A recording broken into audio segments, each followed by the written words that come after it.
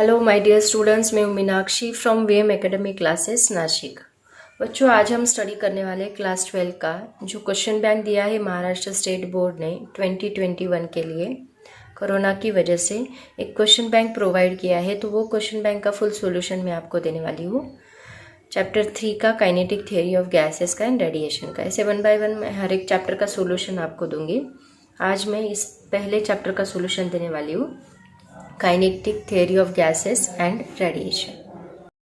तो बच्चों देखो, सबसे पहले हम लोग चैप्टर 3 का क्वेश्चन बैंक देखने वाले हैं। Chapter 3 kinetic theory of gases and radiation, 1 by 1 मैं सभी चैप्टर्स का क्वेश्चन बैंक आपको वीडियो बना के डाल दूंगी, अपलोड कर दूंगी। तो सबसे पहले देखते हैं kinetic theory of gases and radiation full question bank solution. 1 by 1 जैसे उन्होंने दिए हैं क्वेश्चंस, उसी सीक्वेंस से मैंने सॉल्व किए। आप लोग इसका स्क्रीनशॉट निकाल के लिख सकते हैं।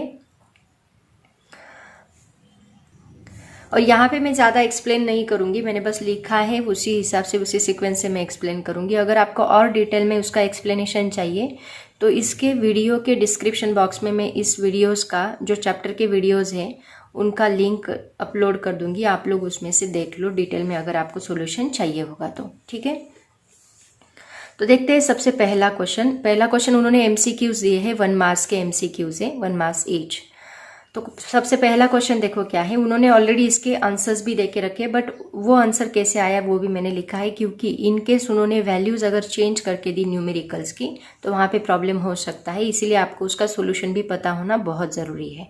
तो सभी एमसीक्यूज का मैंने डिस्क्रिप्शन भी दिया है, एग्जैक्टली वो आंसर कैसे आया। तो सबसे पहला क्वेश्चन देखो क्या है। The average energy per molecule is proportional to. Average energy per molecule, already इसका डेरिवेशन हम लोगों ने स्टडी किया है। क्या है एवरेज एनर्जी पर मॉलिक्यूल का derivation? E is equal to 3/2 n kBT। और यहाँ पे T जो है ये टेम्परेचर है, n kB एंड 3/2 ये तीनों भी कांस्टेंट है। तो ये कांस्टेंट होने की वजह से डायरेक्टली हम लोग तीनों की जगह पे कांस्टेंट लिख सकते हैं इनटू टी। तो यहाँ पे चेंज कौन हो रहा है? बस टी चेंज हो रहा है। That means T increases, E also increases, T decreases, E also decreases. So absolute temperature जो है वो एनर्जी को डायरेक्टली प्रोपोर्शनल है, ऐसे हम लोग बोल सकते हैं। तो यहाँ पे उन्होंने ऑप्शंस देखो क्या क्या दिए हैं। प्रेशर दिया है, वॉल्यूम दिया है एंड मास दिया है, एंड सी पे एब्सोल्यूट टेम्परेचर दिया है। तो यहाँ पे करेक्ट ऑप्शन कौन सा रहेगा? The absolute temperature of the gas. Okay, ये था पहला क्वेश्चन, इसका ऑलरेडी आंसर उन्होंने दे के रखा है। उसके बाद सेकेंड क्वेश्चन देखो क्या है। The number of degrees of freedom. Degrees of freedom पे मैंने सेपरेट वीडियो बनाया है। डिग्रीज ऑफ फ्रीडम क्या होता है, डिग्रीज ऑफ फ्रीडम कैसे निकालते हैं, मोनो एटॉमिक का, डायटोमिक का, पॉली एटॉमिक का कैसे निकालते हैं, ये सभी मैंने डिटेल में बताया है। तो ये थ्योरेटिकल क्वेश्चन है। The number of degrees of freedom for the vibrational motion of a polyatomic molecule depends on. देखो, vibrational motion, actually degrees of freedom के 3 टाइप के मोशन होते हैं, एक ट्रांसलेशनल होता है, रोटेशनल होता है एंड वाइब्रेशनल होता है। तो पॉली एटॉमिक में वाइब्रेशनल मोशन होता है, और वो एटम का, मॉलिक्यूल का जो अरेंजमेंट में उसके ऊपर डिपेंड करता है। अरेंजमेंट मतलब क्या? Geometric structure. तो जो वाइब्रेशनल मोशन है उसका डिग्री ऑफ फ्रीडम किस पे डिपेंड करता है? Geometric structure of the molecule पे डिपेंड करता है। तो इसके 4 ऑप्शंस दिए, उसमें से geometric structure of the molecule ये उसका करेक्ट आंसर है। ट्रांसलेशनल, रोटेशनल एंड वाइब्रेशनल, ऐसे 3 डिग्री ऑफ फ्रीडम होते हैं, याद रखो। अगर डिटेल एक्सप्लेनेशन चाहिए तो वीडियो देखो। तो बच्चों, इसका एक्सप्लेनेशन भी मैंने देख के रखा है। हर एक चीज़ का आप लोग स्क्रीनशॉट निकाल के अपनी नोटबुक पे कॉपी कर सकते हो। Degree of freedom of polyatomic molecules have 3 degree of freedom for rotation. The number of degree of freedom for the vibrational motion depends on the geometric structure of the molecule, that means arrangement of atoms in a molecule. ये उसका explanation है। उसके बाद देखो third point, the power radiated by a perfect black body depends only on its. मतलब power radiated मतलब perfect black body क्या करता है? हीट एब्जॉर्ब करता है और उसको रेडिएट करने का, तो वो 100% हीट को रेडिएट करता है, ना रिफ्लेक्ट करता है ना ट्रांसमिट करता है। तो इसमें रिफ्लेक्शन मतलब R, T मतलब coefficient of reflection, coefficient of transmission, ये दोनों भी 0 है।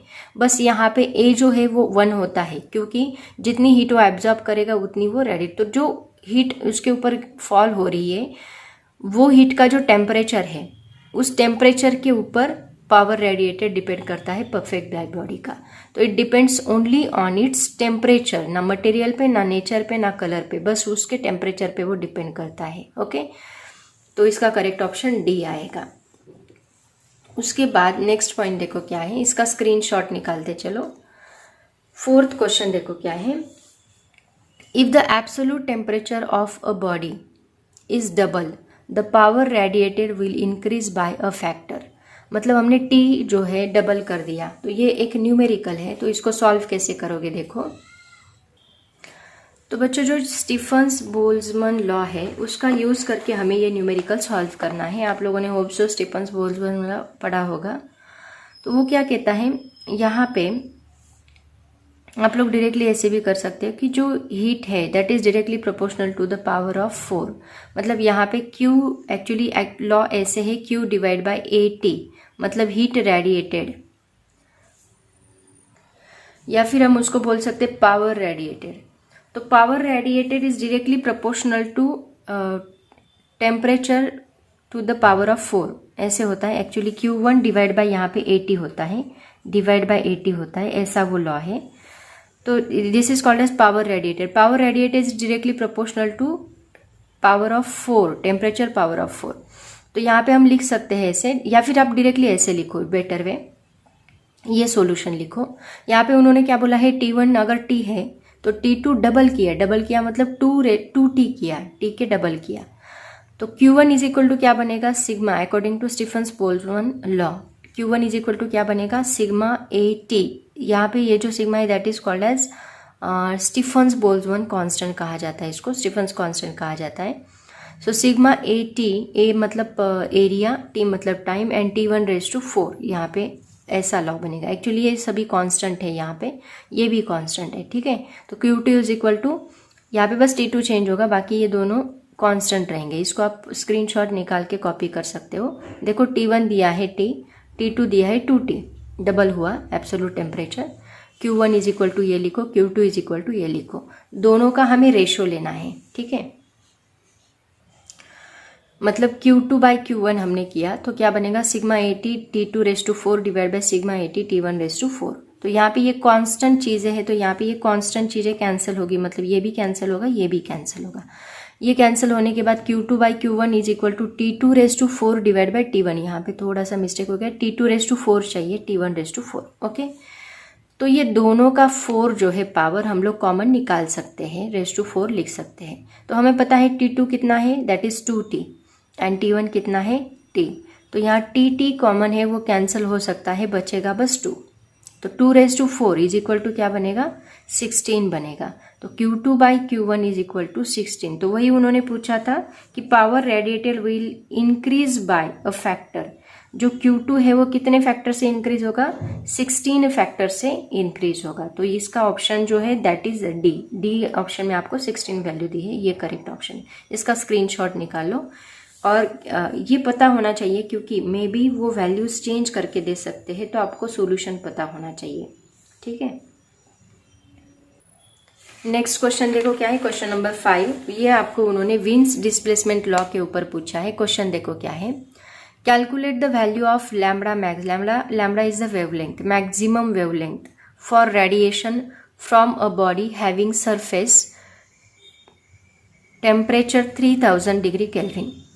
और यहाँ पे विंस कांस्टेंट दिया है बी, जिसको हम कहते हैं विंस कांस्टेंट, उसकी वैल्यू हमेशा कांस्टेंट होती है, that is equal to 2.897 into 10⁻³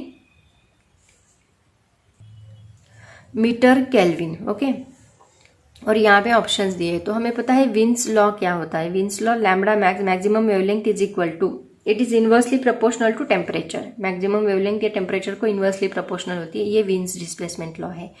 तो यहाँ पे कांस्टेंट जो है वो बी हम लोग लेते हैं, बी मतलब विंस कांस्टेंट, जिसकी वैल्यू उन्होंने दे के रखी है। तो आपको लैम्बडा मैक्स निकालना है, ना फॉर्मूला रीअरेंज करने की जरूरत है ना कुछ, डायरेक्टली फॉर्मूले में वैल्यू पुट करो। बी पुट किया 2.897 और टी पुट किया 3000। स्क्रीनशॉट निकाल लो, आगे बताती हूँ कैलकुलेशन। तो lambda max is equal to 2.897 into 10⁻³ divide by 3000 को हमने स्प्लिट कर लिया 3 इंटू 10⁻³ के फॉर्म में।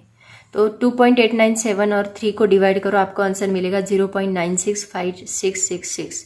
और ये -3 जो है एज इट इज़ रखा, ये माइनस नीचे का +3 ऊपर जाके -3 बनेगा, तो ये 10⁻³ -6 बनेगा।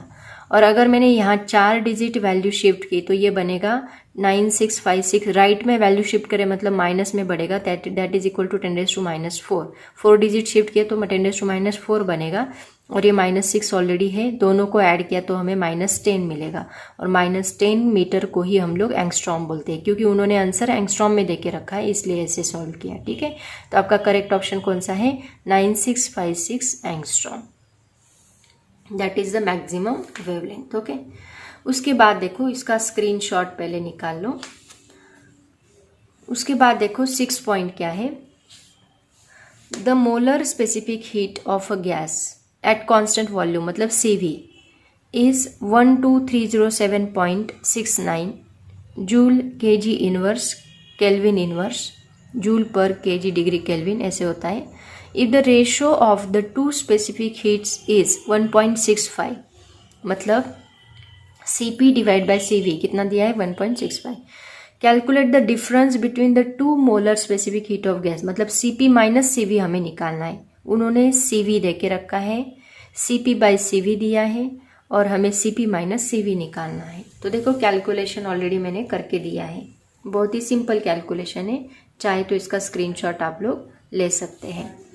तो देखो उन्होंने CV दे के रखा है 12307.69, CP बाय CV दिया है 1.65, CP is equal to 1.65 into CV, ये CV इस साइड आके इसको मल्टीप्लाई होगा, मल्टीप्लाई होने के बाद 1.65 इंटू 12307.69, दोनों की वैल्यू पुट करो। वैल्यू पुट करने के बाद आपको आंसर मिलता है 20,307, मतलब 20307.68, ये आपको CP की वैल्यू मिली।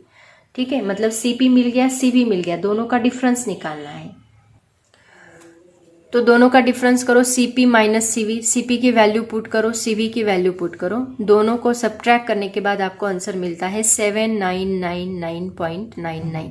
आपके ऑप्शंस में उन्होंने 799 ये आंसर दिया है, जो कि आपका ऑप्शन नंबर A ही है। ठीक है, बस ऐसे सॉल्व करना है, बहुत सिंपल न्यूमेरिकल था 1 मार्क्स के लिए।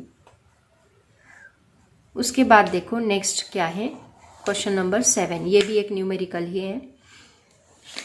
This is the last numerical, MCQs का लास्ट क्वेश्चन है ये। क्या है देखो, calculate the energy radiated in 1 minute by a black body of surface area 200 centimetre square. Energy radiated निकालनी, मतलब क्यू निकालना है। यहाँ पे हमें स्टीफन्स बोल्ट्जमैन लॉ यूज करना है। Calculate the energy radiated in 1 minute by a body of surface area 200 centimeter square at 127 degree Celsius, and Stephen's constant देके रखा है 5.7 into 10⁻⁻8 joule metre raise to -2 second inverse k raise to -4, और options दिए हैं। ठीक है, questions आपको मिल जाएंगे, क्वेश्चंस ऑलरेडी दिए हैं, आपको वेबसाइट पे भी मिल जाएंगे। तो इसमें देखो एरिया देके रखा है 200 सेंटीमीटर स्क्वायर, तो सेंटीमीटर को हमने कन्वर्ट किया मीटर में, तो 10⁻² और उसका स्क्वायर मतलब 10⁻⁴ बनेगा ये। टी दे के रखा है 127 डिग्री सेल्सियस, 127 + 273 करना पड़ेगा, केल्विन में कन्वर्ट करना पड़ता है टेम्परेचर हमेशा, तो हमें मिलेगा 400 डिग्री केल्विन। टाइम 1 मिनट दिया है, मतलब 60 सेकेंड्स, सेकेंड में कन्वर्ट करो। एंड स्टीफन्स कांस्टेंट ऑलरेडी दे के रखा है 5.7 इंटू 10⁻⁸, और हमें निकालना है क्यू, एनर्जी रेडिएटेड, मतलब क्यू निकालना है। तो क्यू का फॉर्मूला आपको पता है, स्टीफन्स बोल्ट्जमैन लॉ का फॉर्मूला यूज करना है, σ80 T⁴। ऑलरेडी हमने इसके पहले भी इस फॉर्मूले को यूज किया है। तो सभी वैल्यूज पुट कर दो, सिग्मा पुट करो, ए पुट करो, टी पुट करो, एंड टेम्परेचर की वैल्यू पुट करो। इसको स्प्लिट कर लो चाहे तो, 4 इंटू 10⁻², अगर 4 इंटू 10⁻² किया तो ये 4⁻4 बनेगा, 10⁻², 4 × 8 बनेगा, और देन उसको कैलकुलेट करो तो आपको आंसर मिलेगा 1751.04 जूल, जो कि आपका ऑप्शन नंबर सी है। ठीक है, ऐसे हम लोग इसको सॉल्व करेंगे, इसका स्क्रीनशॉट निकाल लो। ठीक है, तो यहाँ पे MCQs खत्म होते हैं। टोटल 7 MCQs उन्होंने दिए हैं। सबका सॉल्यूशन मैंने आपको यहाँ पे इसलिए दिया ताकि वो लोग अगर वैल्यू भी चेंज करके डालें तो आपको सॉल्व करते आना चाहिए, ठीक है। सभी के फॉर्मूलेस पता होने चाहिए। ये करो, और इसके साथ साथ उन्होंने स्टार्टिंग में ही बोला है कि इसी में से क्वेश्चंस आएंगे, ये फिक्स नहीं है, बट फिर भी इसी में से 70% तो भी क्वेश्चंस आ सकते हैं। तो आप लोग ये भी करो, इसके साथ साथ एक्सरसाइज भी करो, तो आपको आराम से 80% से आगे परसेंटेज मिल सकते हैं। बट इसके साथ साथ आप लोग एक्सरसाइज के क्वेश्चंस भी करो। उसके बाद देखो very short answers VSA, that is for 1 marks. 1 marks के लिए उन्होंने कुछ क्वेश्चंस दिए, थेरोटिकल क्वेश्चंस भी है और इसमें न्यूमेरिकल्स भी है। हर एक क्वेश्चन में, हर एक टाइप के क्वेश्चन में उन्होंने न्यूमेरिकल्स डाले हैं। तो मैंने थेरोटिकल क्वेश्चंस के भी आंसर लिख के दिए, फटाफट आप इसका स्क्रीनशॉट निकाल के कॉपी कर सकते हैं। तो पहला क्वेश्चन है, under which condition laws of Boyle's, Charles and Gay-Lussac's are valid. तो हमें पता है बॉयल्स लॉ का स्टेटमेंट क्या है, at constant temperature pressure is inversely proportional to volume. तो यहाँ पे कंडीशन क्या है कि टेम्परेचर कांस्टेंट होना चाहिए। स्क्रीनशॉट निकालो। Boyle's law is valid only when temperature of a gas remains constant. Charles' law is valid only when pressure of a gas remains constant, and Gay-Lussac's law is valid only when volume of a gas remains constant. Okay, ऐसे आप लोग इसका answer लिखोगे। Next question देखो क्या है, छोटे छोटे आंसर्स हैं इनके। On what the value of a मतलब होता है coefficient of absorption, coefficient of reflection, coefficient of transmission R and T depend in addition to the material of the object on which the radiation is incident। तो किसके ऊपर depend करता है, आपके book में भी इसका आंसर है। पहला, it depends on the wavelength of the incident radiation, जो हीट हम उसके ऊपर फॉल कर रहे हैं उसकी वेवलेंथ क्या है, लैम्बडा क्या है। दूसरा, material of the object on which it is incident. Already उन्होंने बोला है कि in addition to the material, मतलब मटेरियल दिया ही है, बस एक फैक्टर आपको लिखना है, कौन सा। आप सिर्फ वेवलेंथ लिखोगे तो भी आपको फुल मार्क्स मिलेंगे, ठीक है। वेवलेंथ के ऊपर डिपेंड करता है, स्क्रीनशॉट ले लो। उसके बाद थर्ड क्वेश्चन देखो क्या है, why, third question, why the temperature of all bodies remains constant at room temperature. तो देखो बच्चों, मैंने आपको बताया है कि कोई भी बॉडी जब हम लोग किसी रूम में रखते हैं या मतलब कांटेक्ट में आती है किसी दूसरे सब्सटेंस से, दूसरे मीडियम से, तो वो क्या करते हैं, हीट एक्सचेंज करते हैं। तो यहाँ पे भी सेम होगा, अगर हम किसी बॉडी को रूम में रखते हैं तो वो हीट एक्सचेंज करता है। हीट कहाँ से कहाँ फ्लो होती है, higher temperature to lower temperature. तो according to the theory of heat exchange, इसका आंसर आप ऐसे लिखोगे, फर्स्ट पॉइंट लिखोगे, according to the theory of heat exchange all the bodies above 0 kelvin, मतलब एब्सोल्यूट 0 के अबो जो टेम्परेचर होता है बॉडी का, that absorb radiation from the surrounding, surrounding से रेडिएशन एब्जॉर्ब करने का काम करती है। और जब ये rate of absorption and radiation, rate of emission, ये दोनों इक्वल होते हैं तो बॉडी का जो टेम्परेचर है वो कांस्टेंट होता है। उसके बाद टेम्परेचर एक्सचेंज नहीं होता, दोनों बॉडीज का टेम्परेचर सेम होता है। और टेम्परेचर सेम होने की वजह से उसी को हम लोग बोलते हैं थर्मल इक्विलिब्रियम स्टेट। ओके, तो when the rate of absorption of radiation is same as the rate of emission of radiation, the temperature of the body remains constant. ये सेकेंड पॉइंट आएगा आपका। एंड देन थर्ड पॉइंट आप लोग क्या लिखोगे, this means all bodies radiate as well as absorb radiation also at room temperature, but their rate of emission and rate of absorption are same। Heat exchange करती है और particular level जब दोनों का टेम्परेचर सेम हो जाए तब वो rate of heat absorption and emission बंद करती है। Hence their temperature remains constant.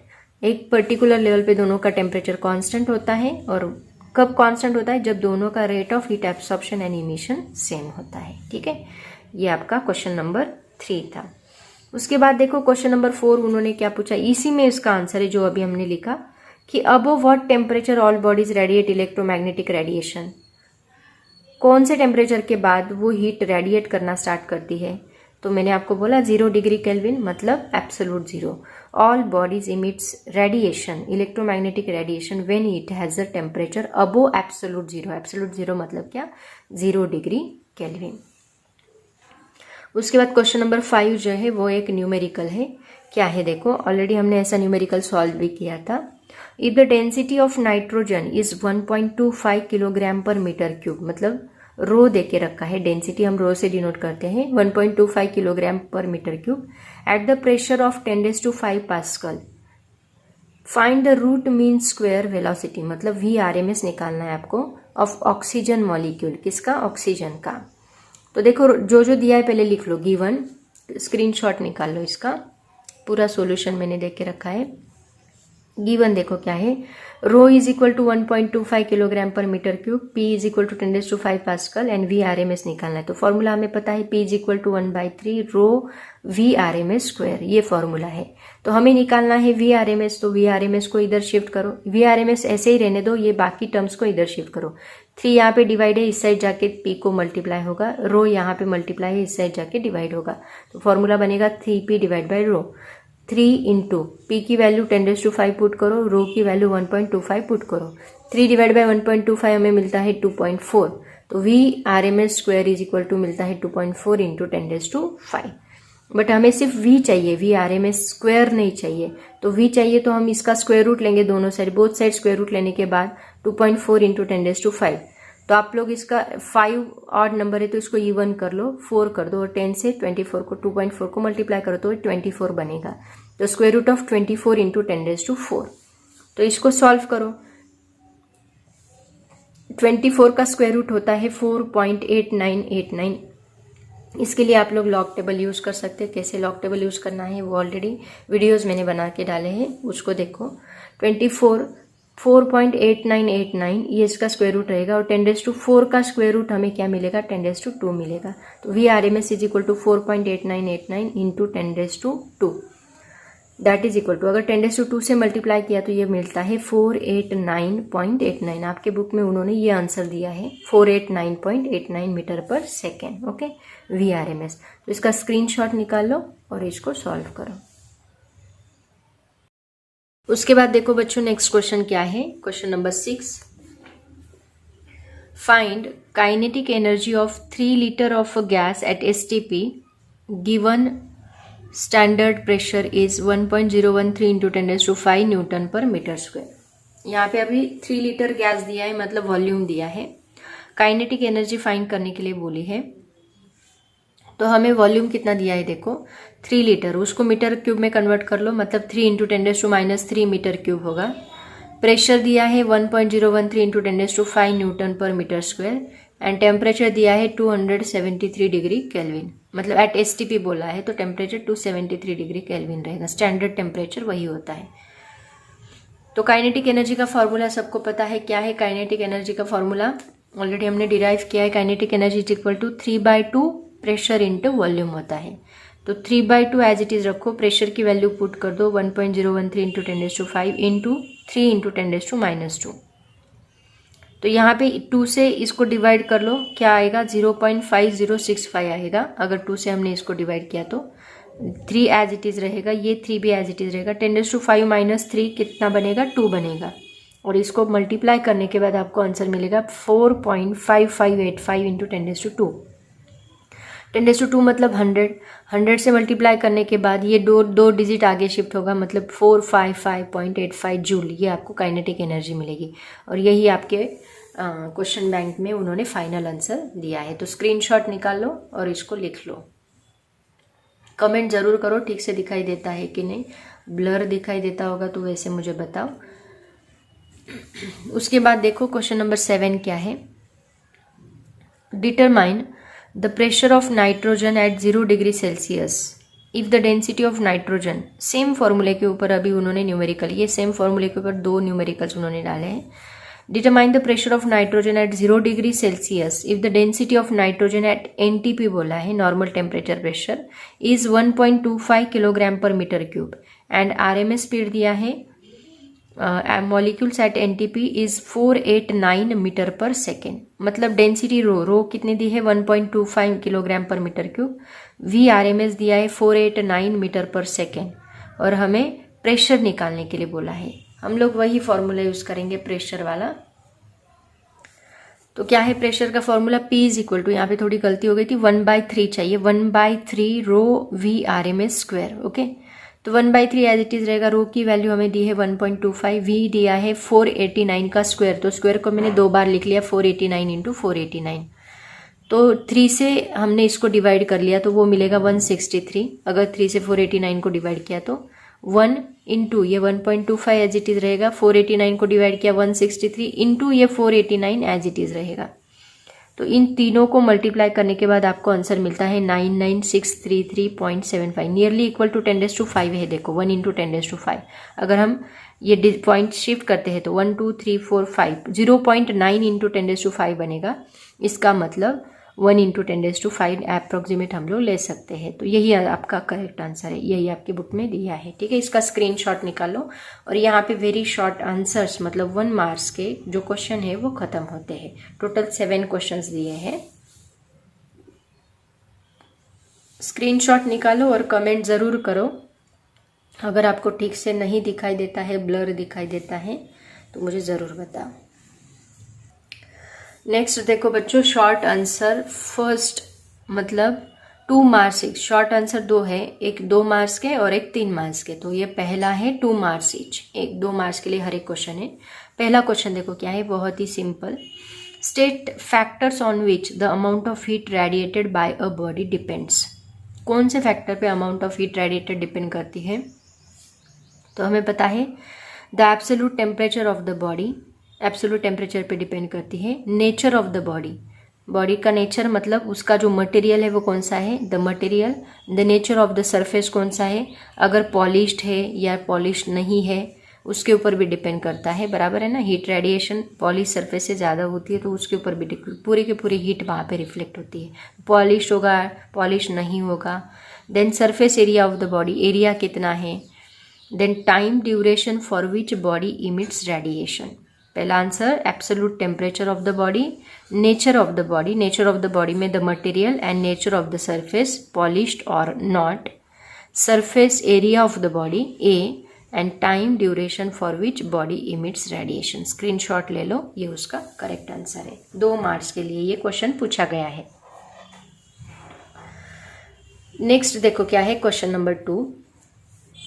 Show that for mono atomic gas ratio of the 2 specific heat is 5:3। Actually आपके बुक में ये थोड़ा अलग टाइप से क्वेश्चन पूछा है, उन्होंने डिग्री ऑफ फ्रीडम पूछा है, सीपी एंड सीवी निकालने के लिए बोला है मोनो एटॉमिक गैस का, बट यहाँ पे उन्होंने रेशो पूछा है CP/CV। ठीक है, तो मैंने सॉल्व करके दिया है।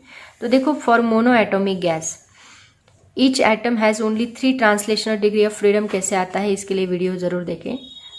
हर एक एटम में मोनो एटॉमिक गैस के लिए 3 ट्रांसलेशनल डिग्री ऑफ फ्रीडम होता है, X axis, Y axis, Z axis. Second point आएगा तो उसकी एवरेज एनर्जी जो है वो 3 है, मतलब एक के लिए क्या होता है 1/2 kBt, तो 3 के लिए कितना आएगा 3/2 kBt। And the total internal energy per mole is E is equal to 3/2 NA/kBt आएगा। ठीक है, तो पर मोल के लिए हमें यहाँ पे Na से मल्टीप्लाई करना होगा, मतलब ये आएगा E is equal to 3/2 NA/kBt। Okay, उसके बाद molar specific heat at constant volume क्या होता है, ये जो एनर्जी है इसको हम डिफ्रेंशिएट करते हैं विद रिस्पेक्ट टू टेम्परेचर। तो CV इज इक्वल टू होता है DE/dt। DE/dt मतलब 3/2, यहाँ पे डेरिवेटिव कैसे लेते हैं आपको पता है, D/dt मतलब ये सिर्फ टेम्परेचर को विथ रिस्पेक्ट टू है तो सिर्फ टेम्परेचर का डेरिवेटिव हम लोग लेंगे, बाकी सभी चीज़ें कांस्टेंट है तो उनको हम बाहर निकालेंगे।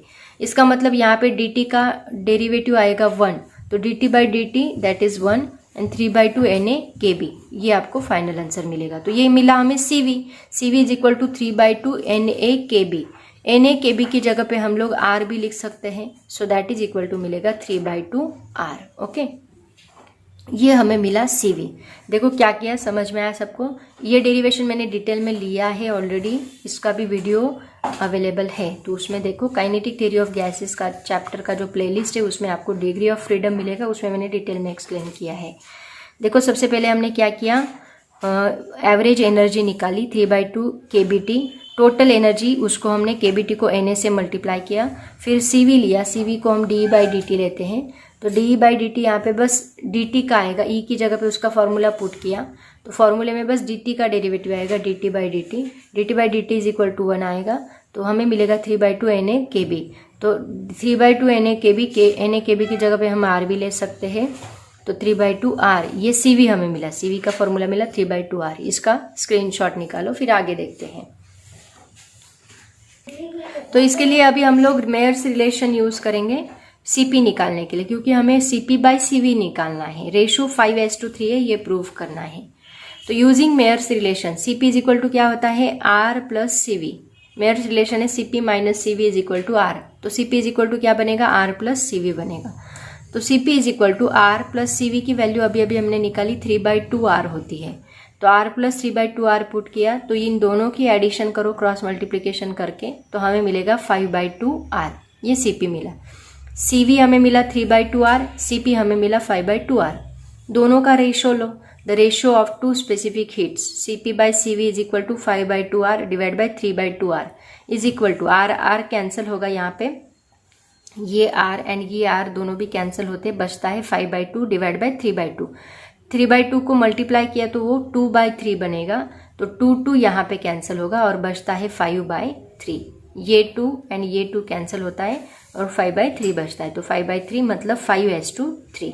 यही हमें प्रूव करना था कि ratio of specific heat for mono atomic gas that is 5:3। This is your final answer. इसका स्क्रीनशॉट निकाल लो।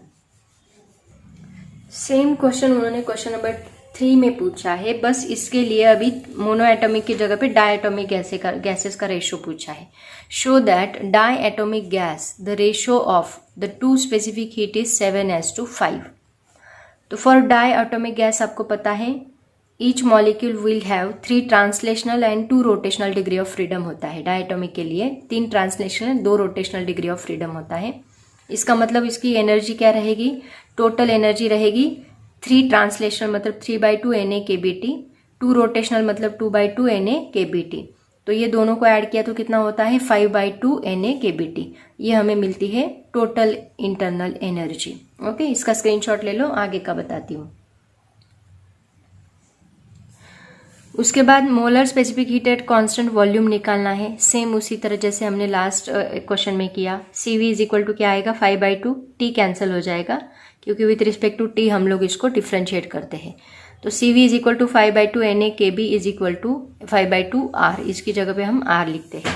वापिस मेयर्स रिलेशन यूज करो। Using Mayer's relation CP is equal to क्या मिलता है R प्लस CV की वैल्यू पुट करो 5/2 R plus R is equal to 7/2 R मिलेगा CP मिल गया, CV मिल गया, दोनों की वैल्यू रेशो में पुट कर दो।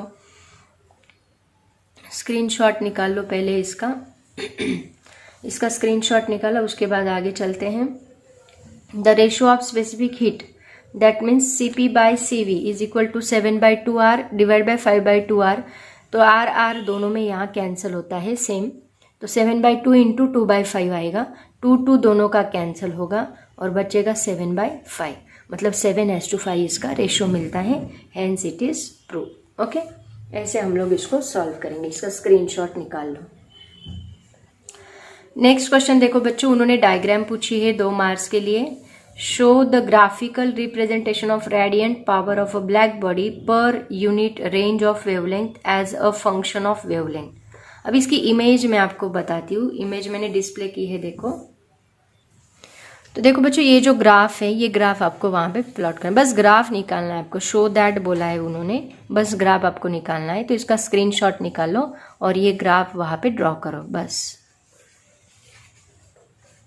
देखो, रेडियन पावर है और ये wavelength, radian power versus wavelength का आपको ग्राफ निकालना है। इसी को कहा जाता है spectral distribution of black body radiation. Graphical representation उसका बोला है उन्होंने।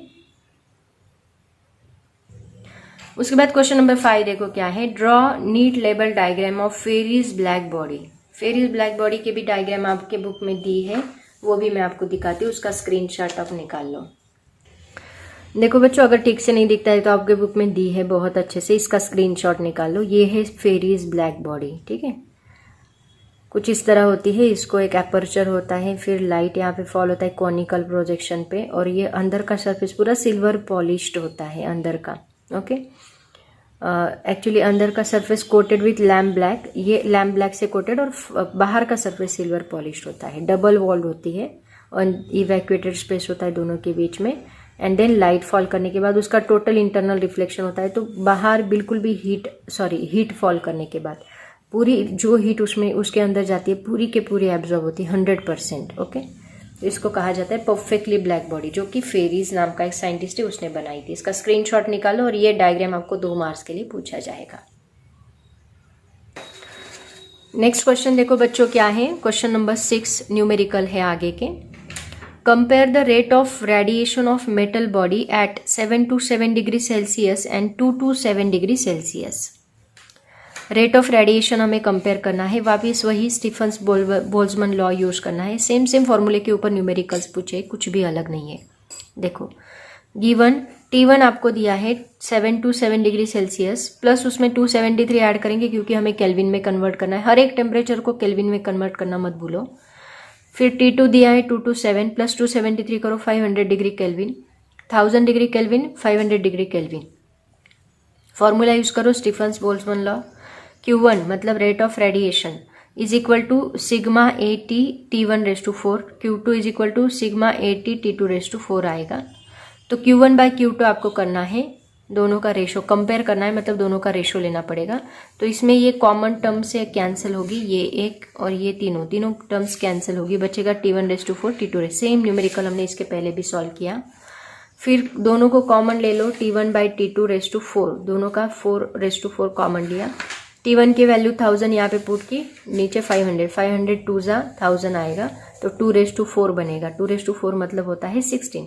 आई थिंक MCQs में भी आपको सेम न्यूमेरिकल पूछा है उन्होंने, ठीक है। तो ऐसे हम इसको सॉल्व करेंगे। स्क्रीनशॉट निकाल लो, इसका सॉल्यूशन रखो ताकि ये तो 2 मार्क्स के, इसका सॉल्यूशन आपको दिखाना ही पड़ेगा। स्टेप्स को भी मार्क्स है, फॉर्मूले को मार्क्स रहेंगे, मे बी वैल्यूज चेंज करके दे सकते हैं।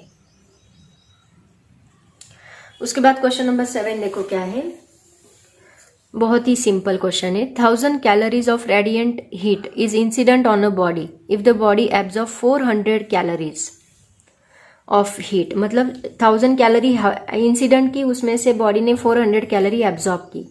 Find the coefficient of emission. Coefficient of emission is nothing but the coefficient of absorption. जितनी हीट एब्जॉर्ब करेगा उतनी ही इमिट करेगा, वो हमें निकालना है। तो देखो पहले दिया क्या है, Q मतलब heat radiant incident on the body that is 1000 calorie, उसके ऊपर इंसिडेंट की 1000 कैलोरी। QA मतलब एब्जॉर्ब की 400 कैलोरी, तो Q is equal to 1000 calorie, QA is equal to 400 calorie. तो A is equal to absorption is nothing but the emission, दोनों equal होते हैं। A is equal to E is equal to formula है QA by Q, मतलब heat absorb divide by heat incident sorry. तो QA by Q, तो QA कितना दिया है 400, Q कितना दिया है 1000, 400 डिवाइड बाई 1000 करो, आपको आंसर मिलेगा 0.4।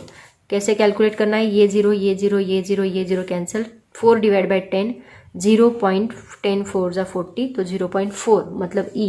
A is equal to E is equal to आपको क्या मिलेगा 0.4। इसका स्क्रीनशॉट निकाल लो। उसके बाद नेक्स्ट क्वेश्चन देखो बच्चों क्या है, question number 8। A metal cube of length 4 centimetre radiates heat at the rate of 10 joule per second. Find its emissive power at a given temperature. क्या क्या दिया पहले लिख लो। L दिया है 4 centimetre, that is equal to 4 into 10⁻² metre, मतलब centi की वैल्यू -2 में कन्वर्ट की। Then Q by T rate of heat radiation दिया है, मतलब Q बाई T दिया है, एक्चुअली यहाँ पे Q बाई T होना चाहिए, ये रफ करो। Q by T that is equal to 10 joule per second दिया है ना, मतलब heat divide by time, 10 joule per second दिया है। एरिया कैसे निकालोगे, मेटल क्यूब है मतलब 6 इंटू L² आएगा इसका फॉर्मूला एरिया का। तो 6L² मतलब 6 इंटू L 4 इंटू 10⁻² का स्क्वायर, 4 का स्क्वायर होता है 16, 10⁻² इंटू 2 कितना आएगा 10⁻4 आएगा, मतलब एरिया हमें मिलेगा 16 इंटू 6 इंटू 10⁻4। दोनों को मल्टीप्लाई, इसका स्क्रीनशॉट पहले ले लो, मैं नेक्स्ट पेज पे जा रही हूँ। तो एरिया हमें क्या मिलेगा 96 इंटू 10⁻4 मीटर स्क्वायर मिलेगा, और हमें E निकालना है, मतलब इमिसिव पावर निकालनी है। तो इमिसिव पावर का फॉर्मूला पता है, E is equal to Q by A into T, T यहाँ पे टाइम है, तो Q बाई T ऑलरेडी हमें दिया है, क्या दिया है that is 10 joule per second. तो Q बाई T की वैल्यू पुट करो 10, एरिया की वैल्यू 96 इंटू 10⁻4, ये Q बाई टी की वैल्यू टोटल 10 है, तो ये बस हम एरिया यहाँ पे पुट करेंगे। तो 10 डिवाइड बाई 96 आता है 0.104166 और ये 10⁻⁴ ऊपर जाके +4 बनेगा। तो अगर हम लोग ये 10⁴ से इसको मल्टीप्लाई करें तो ये 4 डिजिट आगे शिफ्ट होगा, मतलब 1041.66 joule per second metre square. ये फॉर्मूला ये हमें मिलेगी इमिसिव पावर। यही आपका फाइनल आंसर दिया है क्वेश्चन बैंक में। स्क्रीनशॉट निकाल लो इसका भी और नोट डाउन करो। तो देखो बच्चों, शॉर्ट आंसर्स हो गए 2 मार्क्स के, MCQs हो गए। अब शॉर्ट आंसर्स 3 मार्क्स के। ओके, इसमें सबसे पहला क्वेश्चन देखो उन्होंने क्या दिया है। इसमें डेरिवेशंस ज़्यादा है बट इजी है, बहुत डिफिकल्ट नहीं है। सबसे पहला क्वेश्चन देखो, show that the root mean square speed of the molecules of gas is directly proportional to the square root of the absolute temperature of the gas. थोड़ा सा क्वेश्चन उन्होंने ट्विस्ट करके पूछा है। हम लोगों ने जो किसका फॉर्मूला निकाला था, VRMS का फॉर्मूला निकाला था, वो VRMS का फॉर्मूला उसमें हमें दिखाना है कि वो it is directly proportional to square root of the temperature होता है। ठीक है, तो देखो बहुत ही सिंपल है, वो डेरिवेशन ऑलरेडी आप लोगों ने स्टडी किया है, बस उसको हमें शो करना है। तो सबसे पहले हमें पता है average value of pressure of the gas क्या होता है, P is equal to 1/3 N/V, V is the volume, mv² bar, मतलब v² क्या है यहाँ पे, रूट मीन स्क्वायर है, राइट ना, वेलोसिटी है यहाँ पे, रूट मीन स्क्वायर आगे जाके आएगा। So that is v² bar. ये फॉर्मूला ऑलरेडी हम लोगों ने स्टडी किया है। तो हमें रूट मीन स्क्वायर का ही रिलेशन दिखाना है। तो सबसे पहले हम क्या करेंगे, रूट मीन स्क्वायर को एक साइड में और बाकी सभी टर्म्स को एक साइड में शिफ्ट करेंगे। The mean square velocity of molecule will be v² bar is equal to, ये 3 इस साइड जाके मल्टीप्लाई होगा, v इस साइड जाके मल्टीप्लाई होगा, तो 3pv बनेगा, n एंड m यहाँ पे जाके डिवाइड होंगे, तो v² bar is equal to क्या बनेगा, 3pv divide by nm। Okay, ideal gas equation हमें पता है क्या होता है, PV is equal to nRT। यहाँ स्मॉल n चाहिए था, गलती से मैंने कैपिटल लिख दिया, तो n यहाँ पे लिखा है, देखो PV इज इक्वल टू क्या होना चाहिए, nRT। आप इसको मत लिखो, इसको लिखो, PV is equal to nRT। इसको रफ किया तो भी चलेगा। Okay, so v² bar is equal to PV की जगह पे, इस PV की जगह पे आप nRT पुट करो, 3nRT divide by nm। Okay, यही फॉर्मूला, बस PV की जगह पे हमने nRT पुट किया। बट हमें पता है n इज इक्वल टू क्या होता है, n डिवाइड बाय na होता है, राइट। एवोगैड्रोस नंबर आपको याद होगा।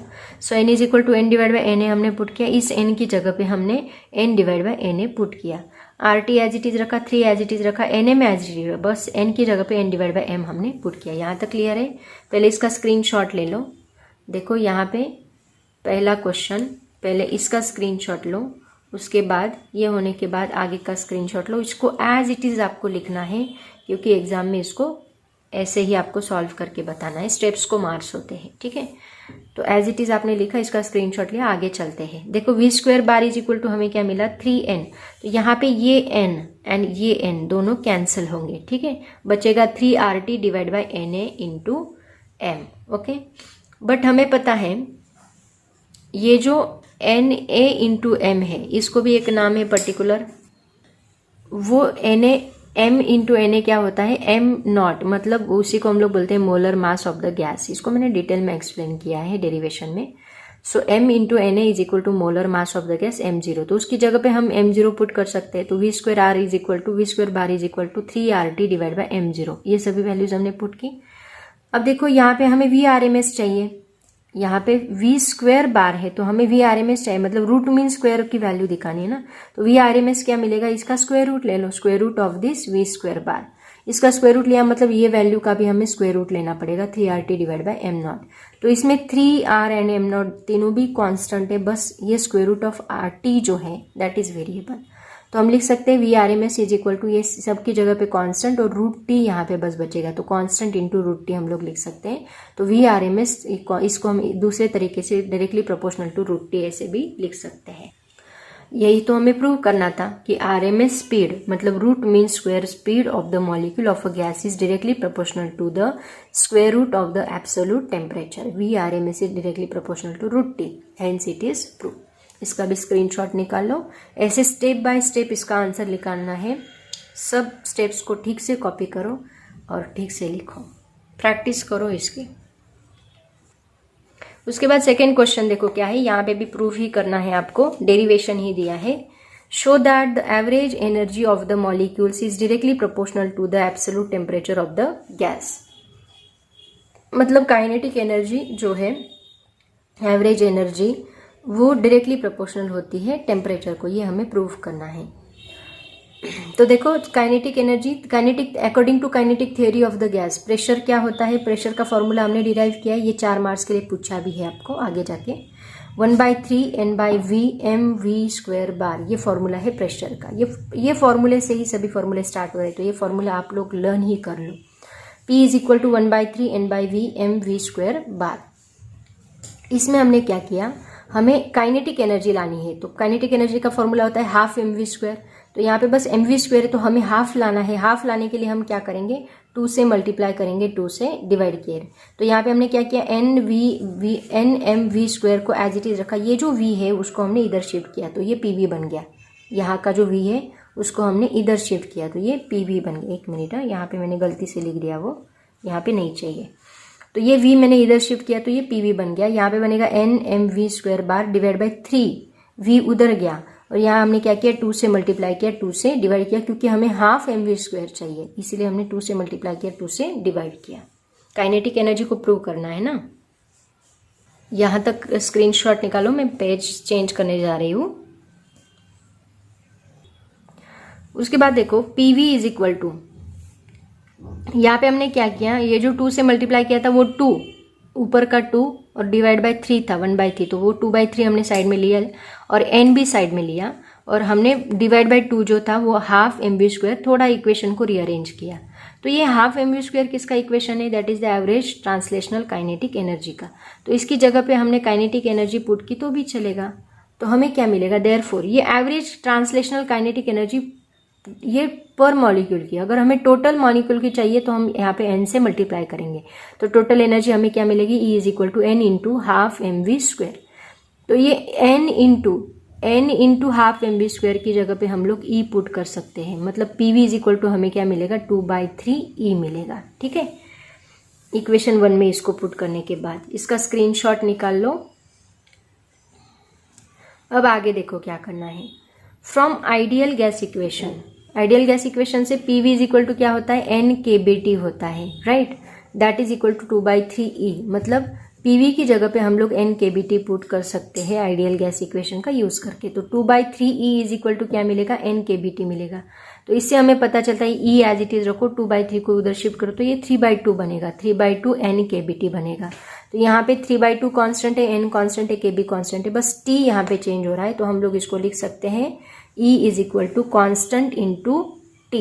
ओके, तो E is directly proportional to constant. यही तो हमें प्रूव करना था कि average kinetic energy is directly proportional to absolute temperature, hence it is prove. इसका स्क्रीनशॉट निकालो, step by step as it is आपकी स्टेप्स आनी चाहिए, ऐसे इसको सॉल्व करना है। ठीक है, नेक्स्ट क्वेश्चन देखो बच्चों क्या है, question number 3। Calculate the ratio of 2 specific heats of polyatomic gas molecules. मतलब 2 स्पेसिफिक हीट CP/CV का रेशियो हमें निकालना है। ऑलरेडी ये डेरिवेशन आप लोगों ने स्टडी किया है, अभी स्टेप बाय स्टेप इसको मैंने ऑलरेडी बहुत डिटेल में सिखाया है। ये डिग्री ऑफ फ्रीडम पे बहुत सारे क्वेश्चंस है, ज़रूर डिग्री ऑफ फ्रीडम का टॉपिक आप लोग वीडियो देखो, डिटेल में देखो, क्योंकि उसके ऊपर बहुत सारे क्वेश्चंस उन्होंने पूछे हैं। तो सबसे पहला पॉइंट आएगा कि पॉलीएटॉमिक मॉलिक्यूल्स क्या होते हैं, gases which have molecules containing more than 2 atoms are term as polyatomic gases. जिसमें 2 से ज़्यादा एटम्स होते हैं उसको हम पॉलीएटॉमिक गैसेस बोलते हैं। उनका डिग्री ऑफ फ्रीडम क्या होता है, each molecule has 3 translational degree of freedom, only linear molecules have 2 degree of freedom of rotation. 3 translation, लेकिन जो लीनियर मॉलिक्यूल होते हैं उनको 2 डिग्री ऑफ फ्रीडम होते हैं। कैसे, ऑलरेडी मैंने एक्सप्लेन किया है, अभी डिटेल में एक्सप्लेन नहीं कर सकती। All other polyatomic molecules have 3 degree of freedom for rotation. मतलब लीनियर को 2 होते हैं, बाकी सभी को 3 डिग्री ऑफ फ्रीडम होते हैं पॉलीएटॉमिक मॉलिक्यूल्स को। ठीक है, ये सेकेंड पॉइंट आएगा। पहला, पॉलीएटॉमिक मॉलिक्यूल क्या होते हैं, हर एक मॉलिक्यूल का डिग्री ऑफ फ्रीडम कितना होता है लीनियर के लिए एंड अदर मॉलिक्यूल्स के लिए।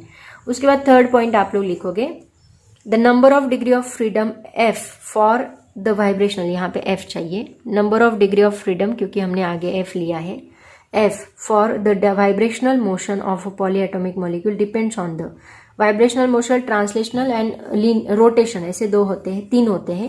तो वहाँ वाइब्रेशनल मोशन जो होता है वो किसके ऊपर डिपेंड करता है? एमसीक्यूज में हमने देखा geometrical structure of the molecule के ऊपर, that means arrangement of an atoms in a molecule. Screenshot निकालते जाओ, लिखते जाओ step by step. Fourth point आएगा तो इसका सबका एवरेज एनर्जी क्या होता है? अब यहाँ पे दो वाइब्रेशनल के लिए 2 से मल्टीप्लाई करना होगा। 2 से क्यों? एक काइनेटिक एनर्जी का, एक पोटेंशियल एनर्जी का। Each such a degree of freedom contributes average energy 2 into 1/2 kBT from kinetic energy and potential energy. क्योंकि वाइब्रेशनल में kinetic energy as well as potential energy दोनों भी होती है, तो हमने इसको 2 से मल्टीप्लाई करना होगा, दो एनर्जी से ना। तो एक का 1/2 kBT, दो का 2 into 1/2 kBT आता है। तो अभी आती है बात कैसे सॉल्व करना है पॉलीएटॉमिक गैसेस का इंटरनल एनर्जी, ठीक है। So for 1 mole of polyatomic gas the internal energy is, कितनी आएगी देखो, यहाँ 3 ट्रांसलेशनल की, 3 रोटेशनल की और वाइब्रेशनल की F into 2/2, मतलब ये 3 translational 3 rotational plus F vibrational का F into kinetic plus potential energy का 2/2 NA/kBT, ऐसे हम लोग सबको ऐड करेंगे, ठीक है। 3/2 NA/kBT plus 3/2 NA/kBT plus F into 2/2 NA/kBT, सभी एनर्जी को ऐड किया पॉलीएटॉमिक की। ओके, अब क्या करेंगे, सबको ऐड करो। ऐड करने के बाद आपको 3 + 3 कितना मिलेगा? 6/2 NA/kBT, 2 3 जा 6, तो यहाँ पे 3 NA/kBT मिलेगा, प्लस ये 2F/2, 2 कैंसिल होगा, यहाँ पे बस F बचेगा NA/kBT। तो NA/kBT दोनों में से कॉमन निकालो, ब्रैकेट में यहाँ 3 बचता है, यहाँ F बचता है, तो बनेगा 3 + F NA/kBT, ठीक है। देखो पूरा जो डेरिवेशन है बहुत अच्छे से लिखो, पहले उसका स्क्रीनशॉट निकाल लो। यहाँ से 3 पॉइंट्स ऐसे आने चाहिए, स्क्रीनशॉट ले लो। उसके बाद आगे का जो है ये 3 के आगे का, ये इसका स्क्रीनशॉट निकाल लो, ठीक है। उसके बाद नेक्स्ट पॉइंट आता है, अभी तक खत्म नहीं, हमें CP/CV निकालना है। तो पहले हम उसका एनर्जी निकालेंगे, उसके बाद CV निकालेंगे, उसके बाद CP निकालेंगे। तो पहले हम निकालेंगे CV मतलब molar specific heat at constant volume is CV। कैसे निकालते हैं? DE/dt, याद होगा, इसके पहले भी हमने डिराइव किया है। तो 5वां पॉइंट स्क्रीनशॉट ले लो, नेक्स्ट पेज पे जा रही हूँ मैं। तो देखो CV कैसे निकालोगे? DE/dt, तो D/dt DE की वैल्यू पुट करो, अभी हमने निकाली 3 + F NA/kBT, तो इसमें 3 + F NA/kB और ये dt निकल जाएगा, ठीक है। तो यहाँ 3 + F NA/kB, मतलब डेरिवेटिव लिया हमने, तो t का डेरिवेटिव 1 आता है, तो बचेगा बस ये कांस्टेंट वैल्यू बचेगी 3 + F NA/kB। ये NA/kB की जगह पे हमने R लिया था, तो एज यूजुअल यहाँ 3 + F R लो, ठीक है। सो CV = 3 + F R हमने लिया, ठीक है। आगे देखो, अब हम लोग मेयर्स रिलेशन यूज करेंगे, CP = R + CV, CP निकालने के लिए। तो R + CV की वैल्यू 3 + F R इसमें पुट कर दो, तो R कॉमन निकाला तो यहाँ 1 आता है, और यहाँ 3 + F 3 + 1 4 बनेगा, 4 + F R CP बनेगा। हमें रेशो निकालना है, तो CP मिल गया आपको, CV मिल गया, दोनों का रेशो लो। एडियाबैटिक इंडेक्स बोला जाता है इस रेशो को, gamma = adiabatic index = CP/CV CP की value 4 + FR divide by CV की वैल्यू 3 + FR, दोनों की वैल्यू पुट की, दोनों का ये R कैंसिल हुआ, बचा 4 + F डिवाइड बाई 3 + F। ऐसे हम लोग इसको सॉल्व करेंगे। इसका स्क्रीनशॉट ले लो, देखो पहले CV यहाँ स्क्रीनशॉट लो, उसके बाद ये आगे का स्क्रीनशॉट लो। उसके बाद नेक्स्ट क्वेश्चन है थेरोटिकल क्वेश्चन है, अब डेरिवेशन नहीं है। थेरोटिकल क्वेश्चन क्या है? जो फेरिस ब्लैक बॉडी की आपने डायग्राम निकाली थी ना, उसका एक्सप्लेनेशन लिखना है। Explain the construction and working of Ferry's black body. तो देखो आपके नोट्स में क्वेश्चन नंबर 66 है, with a neat label diagram, explain the Ferry's black body, perfectly black body. तो देखो सबसे पहले तो आप लोग इसका डायग्राम निकालोगे और डायग्राम का एक्सप्लेनेशन देना है आपको। There is one aperture, then double wall sphere, one double wall sphere is there, okay, then aperture, उसको hollow sphere है, tiny holes है, then एक बाहर का जो surface है वो silver polished है, inner surface is surface coated with lamp black। ये सभी चीज़ें आप एक्सप्लेन करोगे स्टेप बाय स्टेप। देखो यहाँ पे पॉइंट वाइज उन्होंने बहुत अच्छे से एक्सप्लेन किया है। Fairy's perfectly black body consists of a double wall hollow sphere having tiny hole or aperture through which radiant heat can enter. वहाँ से heat enter होती है. The space between the walls is evacuated and outer surface of the sphere is silvered. सब construction लिखो. Inner surface sphere is coated with the lamp black. Okay. There is a conical projection in the कहाँ पे ये conical projection on the inner surface of a sphere opposite the aperture. The projection ensures that a ray traveling along the axis of the aperture is not incident normally. मतलब यहाँ से आने वाला रे जो है नॉर्मली नहीं जाना चाहिए, तो इसको ऐसे टेढ़ा रखा है देखो एंगल में 45 डिग्री. आने वाला रे यहाँ से रिफ्लेक्ट होके यहाँ गिरेगा, यहाँ से रिफ्लेक्ट होके यहाँ जाएगा, फिर रिफ्लेक्ट होके यहाँ जाएगा, यहाँ जाएगा, ऐसे पूरा रिफ्लेक्शन होके जहाँ पे ये गिरने के बाद यहाँ कुछ हीट एब्जॉर्ब होगी, फिर यहाँ गिरने के बाद कुछ हीट एब्जॉर्ब होगी, बची हुई हीट रिफ्लेक्ट करेगा, एब्जॉर्ब करेगा, रिफ्लेक्ट, ऐसे एब्जॉर्ब करते करते करते करते पूरी हीट वो एब्जॉर्ब करेगा. Therefore not reflected back along the same path. ऐसे स्टेप बाय स्टेप इसका स्क्रीनशॉट ले लो एक्सप्लेनेशन का. ठीक है, ये 4 पॉइंट पहले आएंगे. आप अपनी लैंग्वेज में लिखो, नेसेसरी नहीं उन्होंने दिया है वैसे ही लिखना है. पहले डायग्राम बहुत इंपॉर्टेंट है, डायग्राम को मार्क्स होते हैं. अपनी लैंग्वेज में स्टेप बाय स्टेप इसको लिखते जाओ, स्क्रीनशॉट ले लो. उसके बाद 5th पॉइंट आएगा हीट रे. इसका स्क्रीनशॉट ले लो, बस यहाँ तक ही उसका आंसर है. Heat ray entering the sphere through the aperture suffers multiple reflections and is almost completely absorb inside. Multiple reflection होते हैं और पूरा के पूरा हीट वहाँ पे एब्जॉर्ब होता है. दस the aperture behaves like a perfect black body. तो ये परफेक्ट ब्लैक बॉडी में जैसे कोई भी हीट इमिट नहीं होती, पूरी की पूरी हीट एब्जॉर्ब होती है, उसको हम परफेक्टली ब्लैक बॉडी कहते हैं. तो यहाँ पे ये एपर्चर जो है ये किसके जैसा बिहेव करता है, परफेक्ट ब्लैक बॉडी जैसा बिहेव करता है. नेक्स्ट पॉइंट आएगा the effective area of perfectly black body is equal to the area of the aperture. Okay, ऐसे हम लोग इसको सॉल्व करेंगे. बस ऐसे टोटल इसके 7 पॉइंट है डायग्राम, और ये 7 पॉइंट आप लोग लिखोगे अपनी लैंग्वेज में, नॉट नेसेसरी कि वैसे ही आना चाहिए. ओके, नेक्स्ट क्वेश्चन देखो बच्चों, न्यूमेरिकल है. Question number 5. Compare the rate of emission of heat by a black body maintained at 6 to 7 degrees Celsius and 1 to 7 degrees Celsius. If the black bodies are surrounded by an enclosure at 27 degrees Celsius, what would be the ratio of their rates of loss of heat? Same type का numerical आपके book में भी है, लेकिन सिर्फ values उन्होंने change करके दी है. तो सबसे पहले देखो इन्होंने T0 दिया है 27 degree celsius is equal to 27 plus 273 मतलब 300 डिग्री केल्विन होगा. स्क्रीनशॉट ले लो. उसके बाद देखो T1 दिया है 627 डिग्री सेल्सियस, उसमें भी 273 ऐड किया तो 900 डिग्री केल्विन बनेगा. T2 127 degree Celsius, 127 plus 273 400 degree kelvin बनेगा. और हमें R1 S2 R2 निकालना है. ठीक है, तो R का फॉर्मूला होता है dq by dt is equal to E into sigma A T⁴ minus T0⁴. ये फॉर्मूला होता है R का. तो यहाँ R1 क्या आएगा, सिग्मा E सिग्मा एक कांस्टेंट है, T1⁴ माइनस T0⁴ बनेगा. एंड R2 ये भी कांस्टेंट T2⁴ माइनस T0⁴ बनेगा. दोनों का ratio low R1 divide by R2. तो ये कॉमन टर्म से ये सभी कैंसिल होते हैं, बचता है T1⁴ minus T0⁴, T2⁴ minus T0⁴. सभी कांस्टेंट टर्म्स कैंसिल हो गए और ये बचा. तो T1 की वैल्यू पुट करो 900⁴, T0 300⁴, T2 400⁴ माइनस 300⁴. तो 900 को हमने 9 इंटू 10⁻² लिखा, 300 को 3 इंटू 10⁻², 400 को 4 इंटू 10⁻², 300 को 3 इंटू 10⁻² लिखा. तो ये 10⁻² जो है और ये पावर 4 सबको सेपरेट कर दो नेक्स्ट स्टेप में.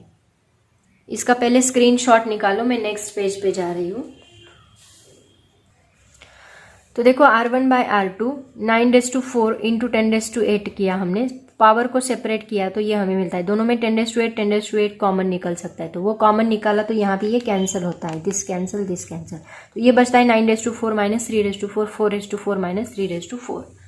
तो 9⁴ मतलब 6/61 minus 3⁴ 81 divide by 4⁴ 256 minus 3⁴ 81.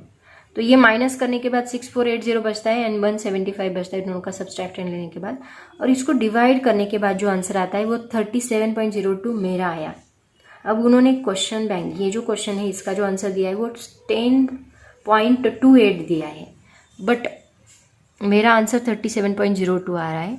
I don't know अभी मेरी कहाँ पे गलती हुई कि उनकी गलती हुई, मुझे समझ में नहीं आ रहा है। आप लोग खुद सॉल्व करके देखो। एग्जाम्पल सेम इसी तरह सॉल्व करना है। देखो अगर कहीं मेरी गलती हुई है तो वैसे मुझे कमेंट करो, बट मेरा आंसर तो 37.02 आ रहा है। अगर करेक्ट है तो भी मुझे कमेंट करो, गलत है तो भी मुझे कमेंट करो। कैसे कहाँ पे गलती हुई है मुझे आप लोग बता सकते हैं, कोई प्रॉब्लम नहीं। बट मेरा आंसर मैंने 3-4 बार क्रॉस वेरीफाई किया, 37.02 ही आ रहा है। ठीक है, इसका स्क्रीनशॉट ले लो। नेक्स्ट क्वेश्चन की तरफ चलते हैं। नेक्स्ट क्वेश्चन देखो क्या है, determine the molecular kinetic energy. Same इसी तरह का एक न्यूमेरिकल हमने ऑलरेडी सॉल्व किया है, आपके एक्सरसाइज में भी दिया है, बट थोड़ा सा डिफरेंस है उसमें। यहाँ पे पूछा है मॉलिक्यूलर काइनेटिक एनर्जी पर मोल, वहाँ पे पर किलो मोल दिया था, यहाँ पर मोल है, पर ग्राम पर मॉलिक्यूल निकालनी है। Of nitrogen molecules at 2 to 7 degree celsius temperature दिया है। आर दिया है, यूनिवर्सल गैस कांस्टेंट 8.310।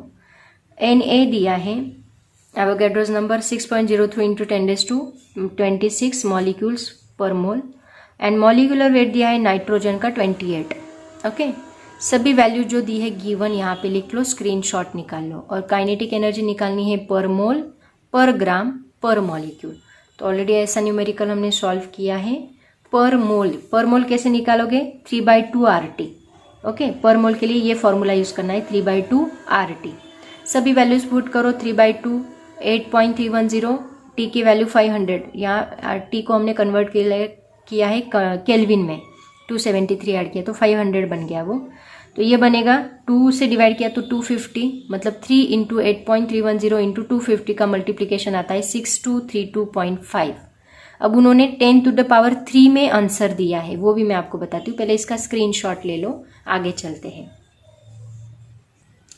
तो देखो काइनेटिक एनर्जी पर मोल क्या आएगी, 6.2325 इंटू 10⁻3। हमने पॉइंट को शिफ्ट किया तो पर 10⁻3 जूल, क्योंकि यही आंसर आपके क्वेश्चन बैंक में उन्होंने दिया है। काइनेटिक एनर्जी पर मोल आपको ये मिलती है, सिंपल कैलकुलेशन है।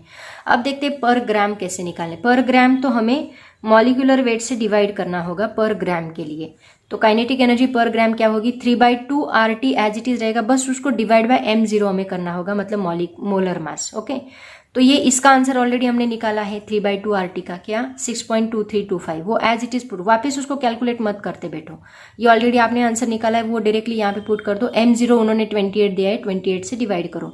6.232 को 28 से डिवाइड किया तो हमें मिलता है 0.2225, वहाँ पे उन्होंने 225 दिया है, ये आंसर आता है 0.2225 आता है। ठीक है, एक 2 उन्होंने कट किया है, 225 दिया है, तो 0.2225 इंटू ये 10⁻3 यहाँ पे एज इट इज रहेगा जूल पर ग्राम। ये काइनेटिक एनर्जी पर ग्राम के लिए है। ठीक है, उसके बाद काइनेटिक एनर्जी पर मॉलिक्यूल, इसका स्क्रीनशॉट निकालो, मैं आगे जा रही हूँ। काइनेटिक एनर्जी पर मॉलिक्यूल के लिए हमें Na से डिवाइड करना होता है, यहाँ m0 से डिवाइड करना होता है, यहाँ पर मॉलिक्यूल के लिए Na से डिवाइड करना होता है। एक मॉलिक्यूल के लिए कितना, ओके, मोलर मास मतलब पर ग्राम के लिए, पर मॉलिक्यूल मतलब Na से डिवाइड करो। ठीक है, तो काइनेटिक एनर्जी पर मॉलिक्यूल यहाँ पे क्या रहेगी, Na से डिवाइड करो। ये ऑलरेडी आपने निकाला है वैल्यू, वापस निकालते मत बैठो। 6.232 इंटू 10⁻3, Na मतलब 6.03 इंटू 10⁻26 के वैल्यू ऑलरेडी देख के रखिए। 10⁻26 ऊपर गया तो -26 बनेगा, इन दोनों को डिवाइड किया तो आंसर आता है 1.035। इसके लिए आप लोग लॉग टेबल भी यूज कर सकते हो, तो ये आएगा 1.035। इसको अप्रोक्सीमेट 6 कंसिडर करके भी आपने सॉल्व किया तो कोई प्रॉब्लम नहीं है। तो 1.035 इंटू 10, यहाँ पे 048 दिया है बट मेरा आ रहा है 035, आप भी कैलकुलेट कर सकते हैं, इंटू 10⁻23 जूल। थोड़ा बहुत इधर उधर चलता है। तो काइनेटिक एनर्जी पर मॉलिक्यूल आपको मिलता है 1.035 इंटू 10⁻23 जूल। ओके, ऐसे हम लोग इसको सॉल्व करेंगे, बहुत ही सिंपल न्यूमेरिकल था। ओके, स्क्रीनशॉट ले लो, आगे चलते हैं। नेक्स्ट क्वेश्चन देखो क्या है, क्वेश्चन नंबर 7। बहुत ही सिंपल क्वेश्चन उन्होंने डाला है, बट आपकी नोट्स में, ये बुक में भी नहीं है, बस इसका फॉर्मूला हमने एक जगह पे यूज किया है। The velocity of the 3 molecule are 2 kilometre per second, 4 kilometre per second, 6, 3 molecule की वेलोसिटी दी है, 2, 6 एंड 4, 2, 4, 6, फाइन। और मीन स्क्वायर वेलोसिटी कैसे निकालते हैं, सबकी addition divide by total number of molecule. Simple है। तो आपको V1 दिया है 2 किलोमीटर पर सेकेंड, V2 दिया है 4 किलोमीटर पर सेकेंड, V3 दिया है 6 किलोमीटर पर सेकेंड। पहले हम मीन स्क्वायर वेलोसिटी निकालें, फिर रूट मीन स्क्वायर, मतलब ये जो आंसर आएगा उसका स्क्वायर रूट ले लो। सिंपल है, स्क्रीनशॉट ले लो। आगे चलती हूँ। तो देखो mean square velocity v square bar is equal to v1 square plus v2 square plus v3 square divide by 3 molecules है तो डिवाइड बाय 3 किया। तो 2 का स्क्वायर, पहली 2 दी है 4 दी है 6, 2 का square plus 4 square plus 6 square, सबका स्क्वायर किया डिवाइड बाय 3 किया। तो v square bar is equal to आएगा 2 का square 4 plus 4 square 16 plus 36 divide by 3, तीनों की एडिशन करो 56 डिवाइड बाय 3, आंसर आता है 18.66 किलोमीटर पर सेकेंड। ये पहला आंसर आपको मिला, स्क्रीनशॉट निकालो। ठीक है, उसके बाद देखो सेकेंड उन्होंने क्या पूछा है, रूट मीन स्क्वायर वेलोसिटी निकालो। तो हम VRMS निकालनी है। VRMS कैसे निकालते हैं, इसका स्क्वायर रूट मतलब square root of v square bar. तो इसका आंसर क्या है 18.66, इसका स्क्वायर रूट लिया, लॉग टेबल का यूज करके आप निकाल सकते हैं। VRMS इज इक्वल टू 4.319, ये आपका फाइनल आंसर है। समझ में आया। तो बच्चों यहाँ पे शॉर्ट आंसर सेकेंड 3 मार्क्स के जो क्वेश्चन है वो खत्म होते हैं। टोटल 7 क्वेश्चंस उन्होंने पूछे हैं, सबके आंसर मैंने आपको यहाँ पे दिए हैं। अब हम चलते हैं लॉन्ग आंसर की तरफ। तो बच्चों लॉन्ग आंसर देखो, लॉन्ग आंसर 4 मार्क्स के लिए 3 ही क्वेश्चंस उन्होंने दिए हैं। सबसे पहला क्वेश्चन है explain spectral distribution of black body radiation. जो ग्राफ हमने निकाला उसका एक्सप्लेनेशन आपको देना है। तो मैं डायरेक्टली बुक में ही बताती हूँ, उसका स्क्रीनशॉट ले लो आप लोग, उसको नोट डाउन कर लो। जो एक्सप्लेनेशन के सवाल है वो मैंने यहाँ पे नहीं लिखे हैं, ज़्यादा टाइम जाएगा। इट्स बेटर आप लोग इसको कॉपी कर सकते हैं। जो थोड़ा सा अलग मुझे दिखा वो मैंने लिख के दिया है। ठीक है, तो जो एक्सप्लेनेशन के सवाल है आप लोग खुद भी लिख सकते हो। तो देखो बच्चों ये वो क्वेश्चन है, explain spectral distribution of black body radiation. सबसे पहले तो आप ग्राफ निकालोगे, ग्राफ निकालने के बाद वो स्टेप बाय स्टेप इसका स्क्रीनशॉट निकाल लो। The rate of emission per unit area और पावर पर यूनिट एरिया, इसको मैंने बहुत डिटेल में एक्सप्लेन भी किया है वीडियोस में। देखो यूनिट पर एरिया और power per unit area of a surface is defined as a function of the wavelength lambda of the emitted radiation. Okay, second point आएगा साइंटिस्ट स्टडीड द एनर्जी। उन्होंने अलग अलग टेम्परेचर पे इस ब्लैक बॉडी रेडिएशन का अलग अलग wavelength पे टेम्परेचर मेजर किया था। ओके, रेडिएंट पावर मेजर की थी और उसके हिसाब से उन्होंने ग्राफ प्लॉट किया, तो उनको कुछ ऐसा ग्राफ मिला। Scientist studied the energy distribution of black body radiation as a function of wavelength. It depends on the wavelength, उन्होंने ऑब्जर्व किया वेवलेंथ चेंज करने से रेडिएशन भी चेंज होता है। तो उसने उन्होंने फिर ग्राफ बनाया वेवलेंथ वर्सेस रेडिएंट पावर का। So by keeping the source of radiation such as cavity radiator at different temperatures, they measured the radiant power corresponding to different wavelengths and the measurement were, इसको screenshot ले लो, आगे का बताती हूँ, represented graphically in the form of curve showing variation of radiant power per unit area as a function of wavelength lambda at different constant temperatures as shown in figure. Okay, ऐसे आप लोग इसका answer लिखो। और अगर आपको और detail में लिखना है तो आप लोग लिख सकते हैं। आगे वो ग्राफ में क्या दिया है, at given temperature the energy is not uniformly distributed in the spectrum of black body. Okay, at a given temperature the radiant, और भी बढ़ाना है तो आप बढ़ा सकते हैं, बट रिक्वायर्ड आंसर है इतना। अगर आपने लिखा तो आपको मार्क्स मिल सकते हैं। इसके ग्राफ को भी मार्क्स, ऑलरेडी आपको पता है ये ग्राफ उन्होंने 2 मार्क्स के लिए पूछा है, तो ग्राफ बहुत अच्छे से निकालो, उसके बाद ये लिखो। ठीक है, स्क्रीनशॉट ले लो। थ्योरेटिकल क्वेश्चन है, आप अपनी लैंग्वेज में लिख सकते हैं। नेक्स्ट क्वेश्चन है बच्चों 4 मार्क्स के लिए। ओके, सबसे पहला ही डेरिवेशन आपकी बुक में उन्होंने दिया है, क्या, प्रेशर। जो फॉर्मूला मैंने आपको बताया जो बहुत इंपॉर्टेंट है, उसी के ऊपर से बेस्ड हमने 2-3 डेरिवेशन भी देखे। डिराइव द एक्सप्रेशन, कौन सा formula, P is equal to 1/3 N/V mv square bar, ये फॉर्मूला, उसी का डेरिवेशन अभी हमें देना है।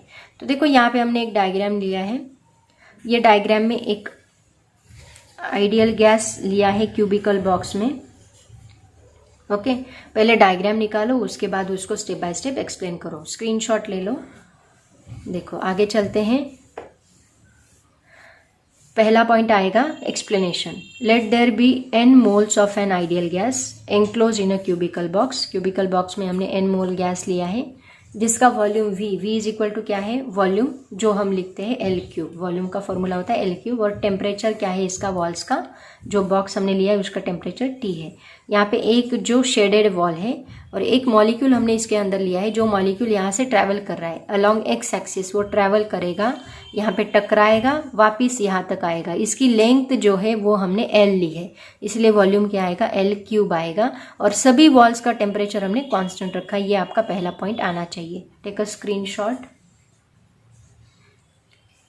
सेकेंड पॉइंट आएगा जो मैंने एक्सप्लेन किया है वही आपको लिखना है। The gas molecules are in random motion colliding and hitting the walls of the box and bouncing back. Okay, third point आएगा, here we consider only elastic collision as per the assumption, मतलब यहाँ पे कोई भी energy waste नहीं जा रही है, एजम्पशन करना है आपको, ये कोलिजन इलास्टिक ही है, नॉन इलास्टिक नहीं है, मतलब वो जो मॉलिक्यूल है उसकी एनर्जी वेस्ट नहीं हो रही है, ऐसे हम लोग अज्यूम कर रहे हैं, इलास्टिक कोलिजन है, अज्यूम करो। फोर्थ पॉइंट आएगा, consider a molecule V bar is equal to velocity moving parallel to the Y Z plane, Y Z plane से चल रहा है along X axis. During collision component V X get reverse keeping V Y and V Z unaltered. V X मतलब जाता है फिर टकराता है, उसी डायरेक्शन से वो रिवर्स होता है, ठीक है।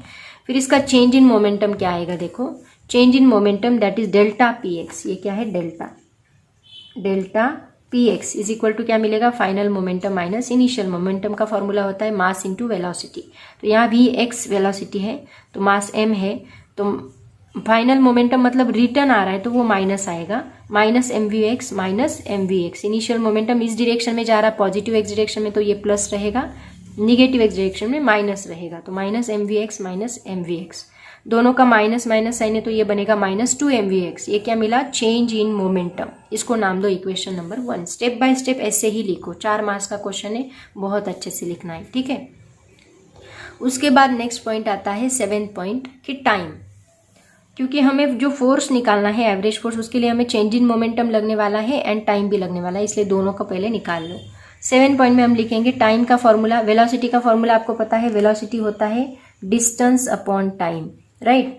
तो हमें टाइम चाहिए तो हम क्या करेंगे, टाइम को इधर शिफ्ट करेंगे, v को इधर शिफ्ट करेंगे, तो डिस्टेंस अपॉन वेलोसिटी टाइम बनेगा, तो डेल्टा t मतलब change in time.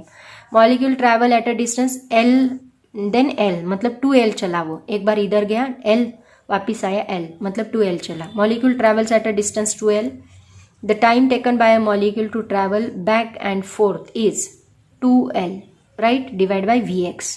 Delta t क्या मिलेगा, डिस्टेंस कितना है 2l, और वेलोसिटी कितनी है, वेलोसिटी इधर शिफ्ट की, टाइम चाहिए तो vx। ओके, तो ये हमें डेल्टा t मिला एंड डेल्टा px भी मिला। अब निकालते हैं फोर्स।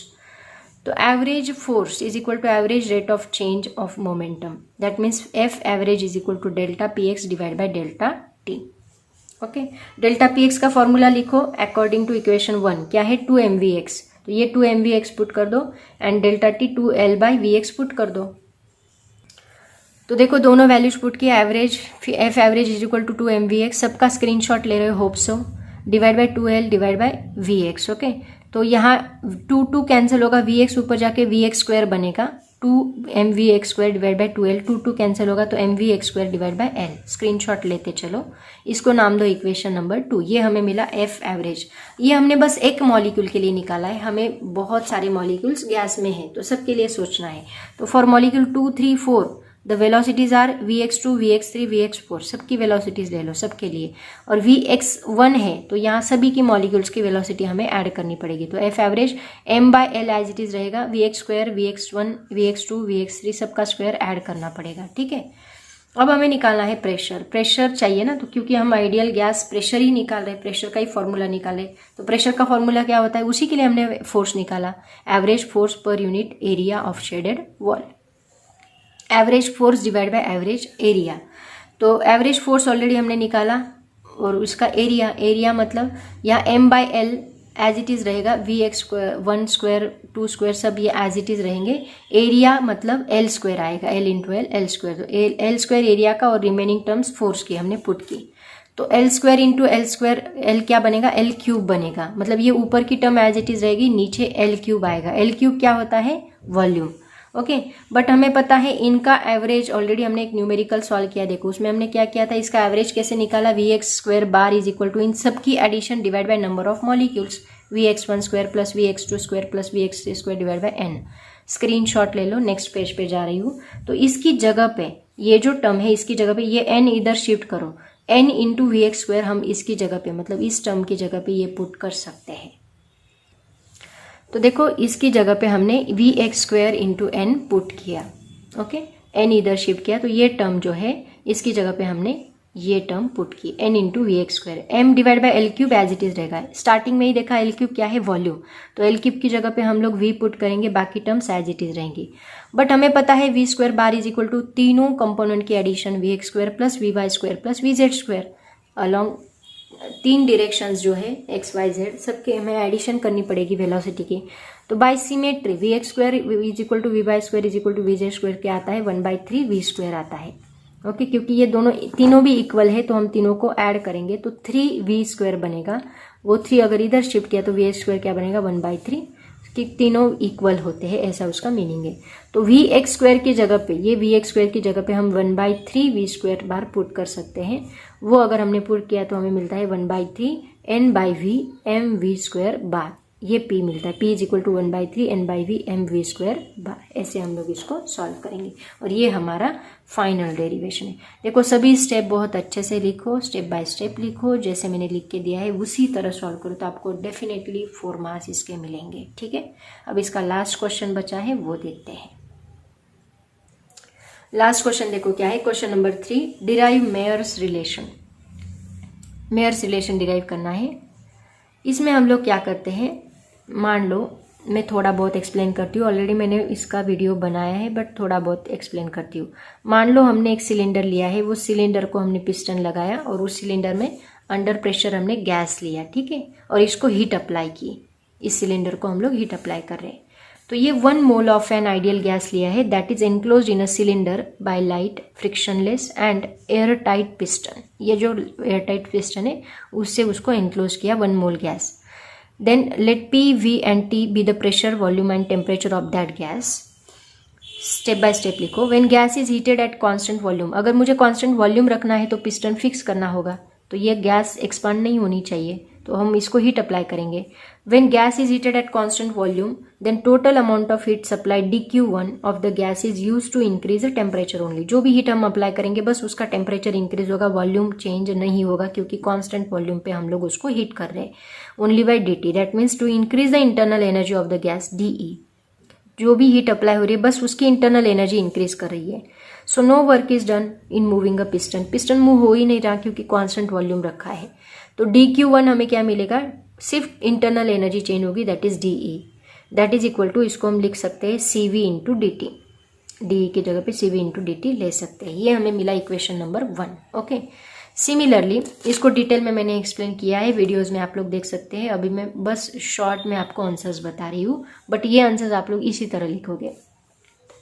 इसका स्क्रीनशॉट ले लो ऊपर का, ओके, मेयर्स रिलेशन। उसके बाद CV देखो क्या है, molar specific heat of the gas at constant volume. उसके बाद अभी हम लोग क्या करेंगे, अभी कांस्टेंट वॉल्यूम रख के उसको हीट किया था, अब कांस्टेंट प्रेशर रख के हीट करो।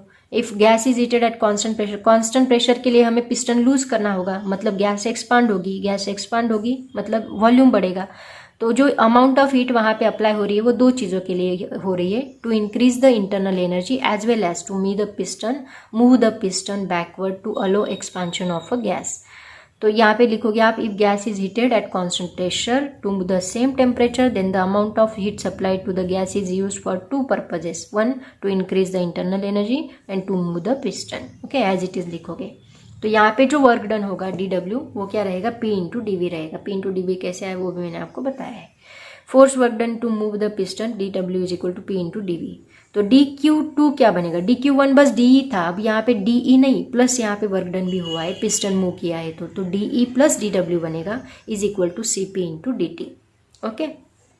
यहाँ CV एट कॉन्स्टेंट वॉल्यूम, ये कॉन्स्टेंट प्रेशर। तो D दोनों इक्वेशन देखो, यहाँ DE है, DE की जगह पे क्या है CV इंटू DT, तो इसमें हम DE की जगह पे CV इंटू DT पुट कर सकते हैं।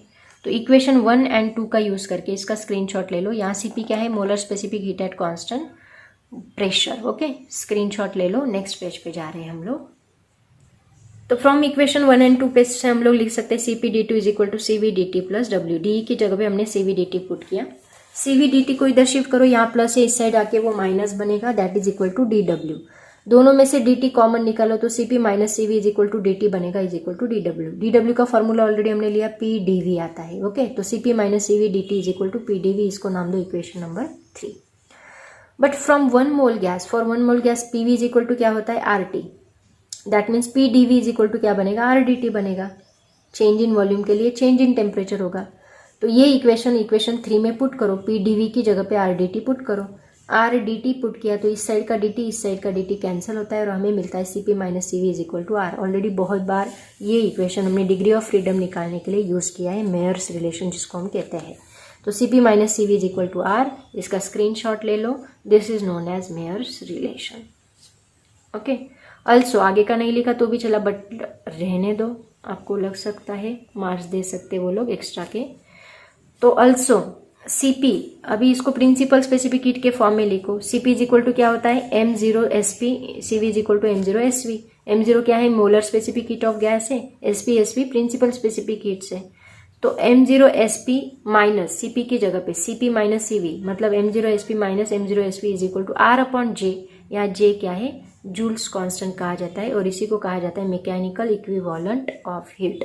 तो इसमें से m0 हम लोग कॉमन निकाल सकते हैं, SP माइनस SV, ये m0 इस साइड शिफ्ट करो, m0 J यहाँ पे आके डिवाइड होगा, तो SP minus SV is equal to R upon m0 SJ। अगर आप इसको प्रिंसिपल स्पेसिफिक हीट के फॉर्म में लिखोगे तो ऐसा लिखोगे, अगर आपने मोलर स्पेसिफिक हीट के फॉर्म में लिखा तो मेयर्स रिलेशन को आप लोग ऐसा लिखोगे। ठीक है, इसका स्क्रीनशॉट ले लो। और ये इस चैप्टर का लास्ट क्वेश्चन था। समझ में आया सबको? सभी क्वेश्चंस के आंसर्स मैंने दिए हैं, आप ज़रूर कमेंट करो। अगर आपको ठीक से दिखाई नहीं देता है, ब्लर दिखाई दे रहा है, तो वीडियो की क्वालिटी चेंज करके देखो। अगर फिर भी नहीं दिखाई दे रहा है तो ज़रूर कमेंट करो, मैं आप कुछ ना कुछ करके आपको फ़ोटोज़ तो भी भेजूंगी। लेकिन पढ़ाई अच्छे से करो, हर एक क्वेश्चन को ठीक से लर्न करो ताकि आपको आउट ऑफ मार्क्स मिले। ये और इसके साथ साथ एक्सरसाइज भी करो ताकि आप लोग आराम से 80% एंड अबव जा सकते हैं। ठीक है, तो बच्चों ऑल द वेरी बेस्ट। ऐसे ही मैं आपको आगे के भी वीडियोस बना के पुट करूँगी, जैसे मुझे टाइम मिलेगा वैसे मैं डालती जाऊँगी। आप लोग पढ़ते जाओ, खुद भी ट्राई करो, खुद भी सॉल्व करने की कोशिश करो। यहीं पे हम लोग रुकते हैं। Thank you so much, all the very best and bye bye.